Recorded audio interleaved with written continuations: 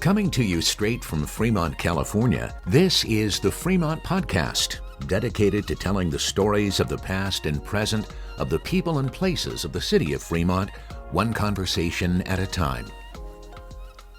Hey, Ricky. Hey, Andrew. We are in Devout in the basement. In the basement again. Yes. You had a heck of a year this year. Yeah. It's been an amazing year. It's been a busy year, and it's just been quite the year. I think when I think of where I am right now in relationship to where I was a year ago from this moment, I think the Fremont Podcast was just still, kind of in its embryo stage. Honestly, I felt this kind of sense of fear and apprehension where I thought, if I do this, if I start this, then I've got to follow through on this. And I was just trying to find the right time to say, okay, here we go. Here's episode number 1. Yeah. We haven't quite reached, as of this recording, 1 year from our first episode date, which is toward the end of January. But we have successfully put out one episode a week, at least one episode a week since we started, and we reached episode 52. So that would be enough for 1 week for the year, and then a few extras in there. So yeah, it's been busy. We had a bonus episode for Thanksgiving, and this is another bonus episode for Christmas. That's right. Or the holidays, whichever one you celebrate. It's Christmas for you and me, but yeah, Hanukkah, Kwanzaa. Hey, hello everyone. There is a Kwanzaa event happening at the New Park Mall that is searchable, Wow. and what my wife and I call the Latke Festival, although it is much more than latkes, over at the Temple Beth Torah, it's super delicious. So there you go. Go for it. Man, yeah. There are so many things happening around the city. I like to think that I have my finger on the pulse of all the things that are happening around the city, and lo and behold, I find a website I didn't know existed, and I find a bunch of events that I didn't know existed, and it's pretty cool. Yeah.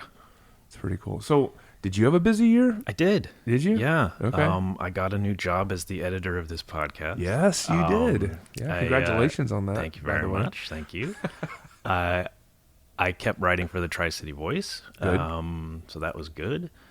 My daughter's in a performance that's taking up all of our December, so that's a busy month. Yeah.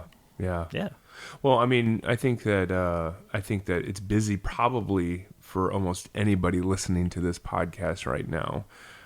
It's probably highly unlikely that anybody's listening to this right now in the month of December, thinking, "Man, I just have so much time on my hands. I can go back and re-binge the entire, first season of the Fremont Podcast." Yeah, I completely have enough time during the dishes, which never get done, and totally have enough time by myself in the car with no kids so I can play my podcast. Everyone has that time. Everyone's listening to this. Yeah, this that's is right. The number one. You thought Taylor Swift tickets were tough to get. Oh yeah. Time during December. That's well, I think that the podcast actually has a few remarkable moments through the year. When I look back at the year, I think just initially starting the podcast, one of the things is kind of funny because I was trying to think of ways to really promote the Fremont Podcast early on before we actually got started, and there were some important keys that I thought were vital to keeping the podcast, pushing forward. And one of those was I'd always been impressed with the fact that Christy Yamaguchi had come from Fremont, and so when I was talking about the podcast before we started anything, I said, if I do this, I want to get Christy Yamaguchi on here. You got that one early. I did, and I didn't realize. That was impressive. Yeah, I didn't realize. I think it was like episode 6 or something like that. It was very early on. But then it just got really exciting after that. And, Christy was a lot of fun to talk to. And I think she is obviously someone who a lot of people around the world know. But the more that I've gone through this year, I've discovered a lot of people that I didn't know when I started that are just amazing people. And so I think discovering new people, finding new friends and connections in the community. But then when you came on as the editor, when you started talking with me about your interests and the things that you love and enjoy about doing this sort of work, it got me really excited, and I've been super pleased. I think that was a big turning point for the podcast, was to have you come on as the editor, and I just am really thankful for the work and the effort that you've put into making this a success. It's been really great. And Sarah doing all the booking has really turned that into like a reality. Absolutely. Yeah, absolutely. Sarah, and we have not mentioned her on the podcast, but she is a huge reason why this podcast has remained successful up until now, even and ongoing. Sarah has taken over the scheduling. If you are interested in being in the podcast, or if you have connected with me about future episodes, I have pointed you to Sarah, and she's the first person you get to talk to. Yeah, I'm all over the place, and Sarah has just been a massive help to me, kind of organizing my schedule, connecting with the right people, doing whatever research is necessary for me to know how to ask questions and everything. Being an absolute hound dog on some of the like more elusive guests, yes, where their schedule is just kind of a pain. Yeah. Like it's really good stuff. Yeah. So having you and Sarah come on board has just, I think, has just boosted the podcast tremendously at this point.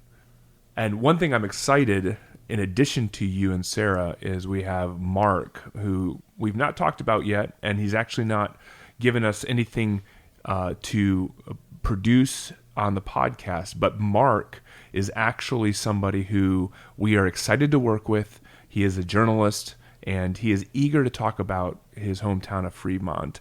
And so in this next year, there will be another journalist who will be coming on doing more work for the podcast. And I'm just really excited about the team that is coming together to make up the Fremont Podcast. At the beginning, it was just me. Doing everything. And honestly, I knew that I couldn't do everything. And I couldn't do everything, and I couldn't do everything well.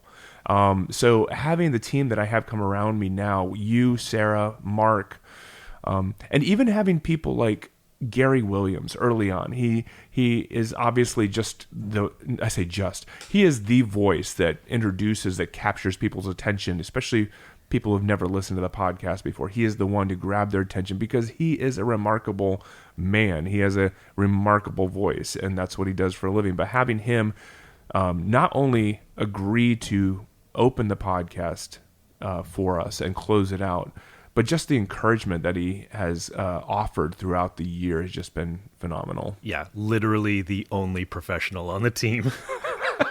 Yeah, exactly. Like, he has made a living in Niles doing exactly that thing. Doing exactly it's that. fantastic. Yeah, it's awesome. And speaking of professional, you went and got yourself some sponsors, like even early on. You know what? I don't know that's I don't know how much that's credit to me. I don't know if that's foolishness or just extreme optimism on my part. It's amazing. It's amazing to me to think that there are businesses right here in Fremont, the city of Fremont, who are willing to look at something like this at its grassroots and are willing to put their neck out and say, we want to be a part of this, and we're going to put our money where our mouth is, and we want to support this podcast. And so I've got to offer a huge shout out to Petrocelli Homes for being the first business to look at this and say, yes, this is who we are. This is what we love about our city, and we want to be a part of that. I mean, that's bravery, right? That's bravery, yeah. And, we're not shy to say that this is a fairly small podcast. Yeah. It's the first year. Yeah. So as altruistic as Dale Hardware is, I mean, what is not supported by Dale Hardware? Right. For them to come on board and to put that stamp said, like, welcome to town. Yeah. I mean, that's exactly right, because they've been around almost as long as the city of Fremont has been around, and they have been successful. It's been it's a great business to have in our city with its history, with its reputation of serving the community the way it has. But then for them just to say, yeah, we don't have to be a part of this, but we want to be a part of this, and to be able to put themselves out there and say we want to be a sponsor of this podcast, it's affirming, which is great. Yeah. Gives some validation, but it is just it's a huge blessing. And to your point, Andrew, one of the things that I think I've said a lot of this, and at some point in time I hope that the tables will turn, or at least it'll exponentially grow. But I've said I'm more interested in quality than quantity. And I tell you, I've just been thrilled with the listenership of this podcast, the people who've interacted with me. Even last night, I was at a holiday fundraising event, and someone said my name, and this lady turned around and said, "Ricky, from the Fremont Podcast?" And I was like, yeah. Oh, I listen to your episodes. I love your episodes. I've been here for 30 years. And she goes, just when you think you know everything about the city, then I listened to another episode, and I'm like, wow, I didn't know I didn't even know that was the case. And she just went on and on about it. It was so great. And on the flip side of that, when I'm out recording the episode numbers from the public, people who have never heard of the podcast, who don't recognize it by name, are thrilled that there is such a thing. Like, I'll be wearing my Fremont Podcast t-shirt. I'll be standing out there with a mic. All I need is people to read the numbers, but they are very intrigued because they've never heard of it, and they're so glad that it exists. That's awesome.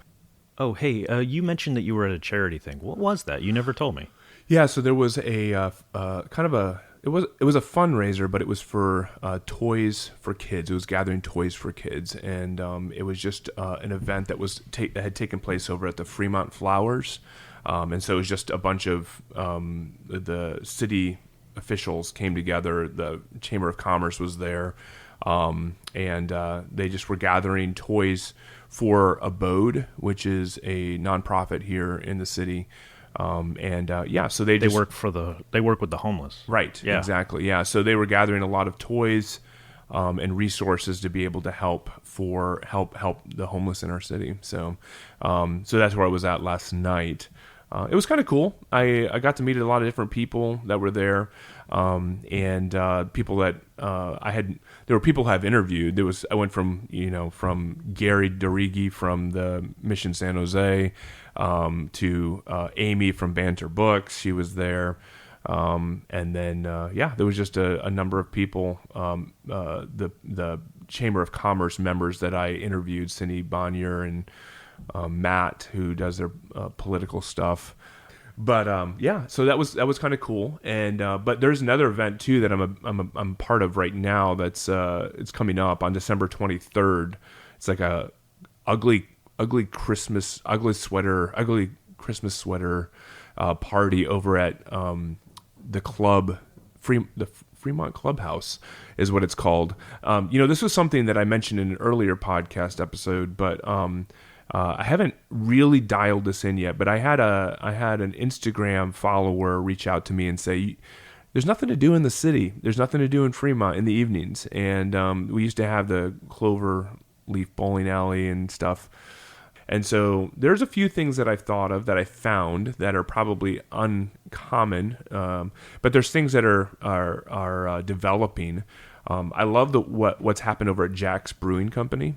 We were over there for our holiday party the other night and talked to Trisha, who I interviewed on the podcast, and she's excited about the future of what's happening there. But the Fremont Clubhouse is where our climbing gym is. There's a climbing gym there. There's a bunch of volleyball courts, but they have the clubhouse which they have a lot of different activities that you can do in there, and that's where we're going to be holding this Christmas Eve party.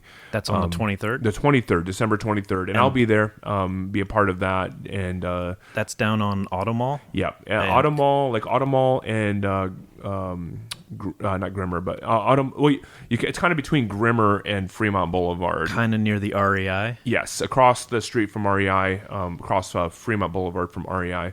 So it's a big building there, but it's called the Fremont Clubhouse, and they're doing a great job of hosting parties and doing a lot of stuff for the community there. So, that'll be cool. Oh, hey, I've been downtown a bit more than I usually am. Whatever happened to those young ladies who were doing the mural that you had on your Instagram? Did that ever, did they make it? Yeah, the Athena Project. And I'm excited because I'm going to be interviewing them and have an official conversation with them coming up in the new year. But the Athena Project is made up of some high schoolers from the city here. And when I was out there, the day that they were painting the mural, there was probably at least a couple dozen other teenagers out there involved in painting this, and it turned out to be a very, very beautiful piece of art, and it was put up in Washington Hospital. So these young ladies are doing a phenomenal job of finding ways in their own gifting, their own talents, or finding ways to help build the community. So the Fremont Podcast was very proud to be able to sponsor them. We actually gave toward their project and were able to help them get what they needed in order to be able to do this. And I'm really looking forward to seeing what else they're doing around the city. Credit where credit is due. You know what is underappreciated in Fremont? What's that? Teenagers getting things done. Yeah. Even if I can pat the back of my contemporaries in high school. Yeah. We had no place to play music. We had a bunch of bands, and we had no place to play music. And so my friends would book the senior center. A friend of mine and some other people too really pushed the city to create a space, and not exclusively. There were other factors, and the city did their own part, but that's one of the main reasons why we have a teen center now. So yeah, credit where credit is due. Bored suburban teenagers figuring out things to do has given this town more than we think it has. Yeah, I think that's exactly right. And there's a gap there that I think that is slowly being bridged. I was just at the Fremont Chamber of Commerce, and they had a special gathering, and it's interesting. It seems like when I first was introduced to the Chamber of Commerce, it seems like it was made up of people who had been in the city for a long time. But the last few events they've had, there's been some young people who have started businesses. I mean, I would probably say there were a dozen people who were in their early 20s or mid 20s who were there with their businesses. And it's starting to change the tone and the attitude of these events. And I think that's just a representation of things that are yet to come, things that are already happening around the city, like this Athena Project. And I've seen other things where our teens, our young people have stepped up and started doing things that really matter in the city. So I think that's really cool. I think you're exactly right. I remember when I was doing the podcast for the Tri-City Voice, one of the stories I really wanted to do and never got to do because of COVID, I wanted to reproduce a story that some journalists at Irvington High School, shout out to that newspaper, had done that nobody else had covered, and they had done it in such a great way, a respectful, untimid way on this slightly, stupidly taboo, it shouldn't be taboo, subject. And they dealt with it. They didn't make apologies. They were respectful of their sources, and it was great. I mean, this is now several years old, but even at the high school level, journalism and reporting, right. They're doing stuff that Right. that the rest of us are sleeping on. And you've also got, I mean, something even bigger, not that I don't know how to quantify or qualify each of these projects, but Dreamline, here's a teenager who grew up in the city of Fremont, really kind of had an intuition to embrace his family's tradition, but at the same time realize the fact that this is a city that he lives in, and this is the place that he's from. This is where he's from, and now he's doing a film on what it's like to grow up in this city, and to be a part of the community that he's a part of. So not only are we getting a film from him about his experience as a young person, he's the only reason we are going to get a documentary on the Cloverleaf Bowl closing. Yes, that's old school, and that's like old Fremont, and it's going to appeal to the older generation and people like you and me, but the only reason we're getting it is because a teenager did it. That's right. And I think that with a city like Fremont, where we are actually a fast-changing city. I mean, because of the transient culture of this area, we have people moving in and moving out, and I think it's important for us to not forget things like the Cloverleaf bowling alley that made this city what it was for so many years, and it kind of laid the foundation of who we are as a city. And so having a documentary like that, even just as a reference point or as a place for us to say, we have depth, there is dimension, there is distance that exists within this city's history, I think is really important for us. So that's exactly right. I'm excited about what's happened with the podcast, but I am just really excited about the podcast and where it's headed. I think it's going to be really exciting to see what's going to happen in the new year. Sarah's not here, but how many people do we have lined up? Yeah, I asked her last week. I said, how many people? Because we had this sit down session. We're like, what kind of things should we have on the podcast, and what parts of the city maybe are we missing? What are some people that we could talk to that would just help create more of the diversity and the dimension of the city? And so we started brainstorming, both with people that we've already contacted and said, would you be interested in being in the podcast, or that have contacted us. And we're having a lot more people that are reaching out to us and wanting to be on the podcast. Please do so. Yeah, please do.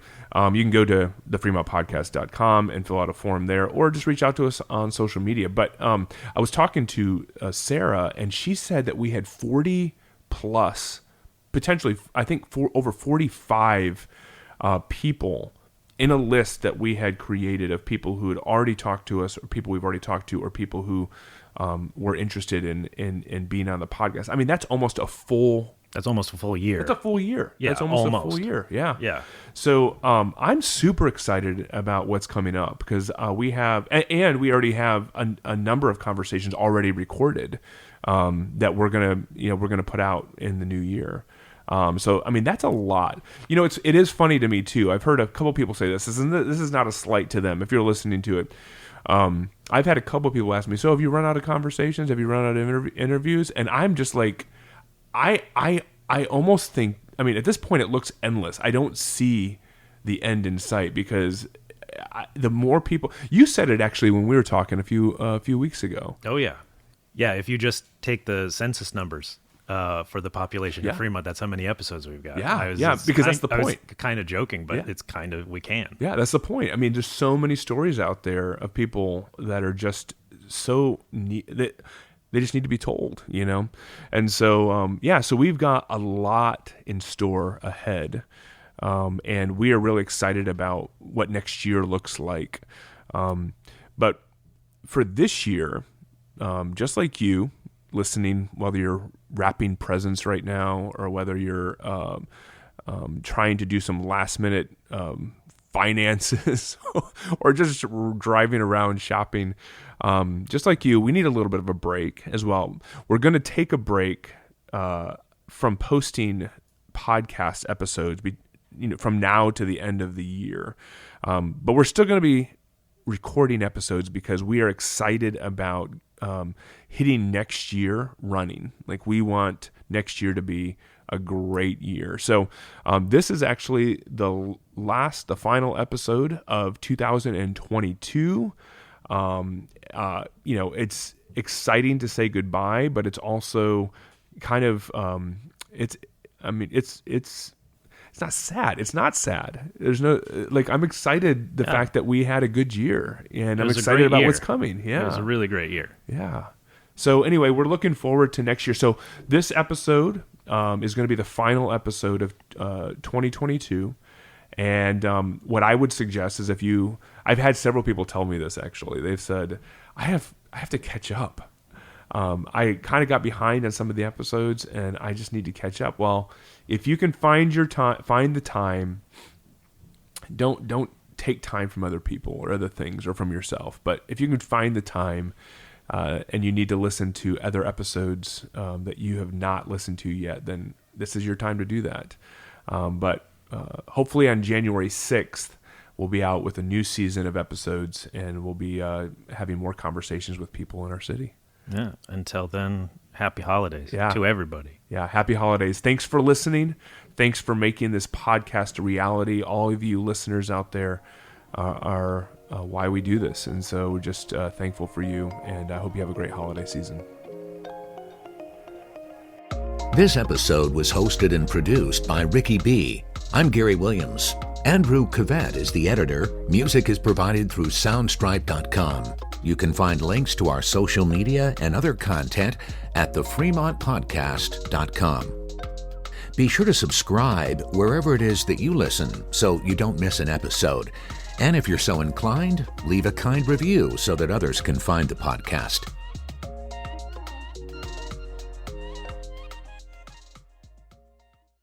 They're good? Yeah, I think so. Do we want to catch anything else? This is Muggins Media.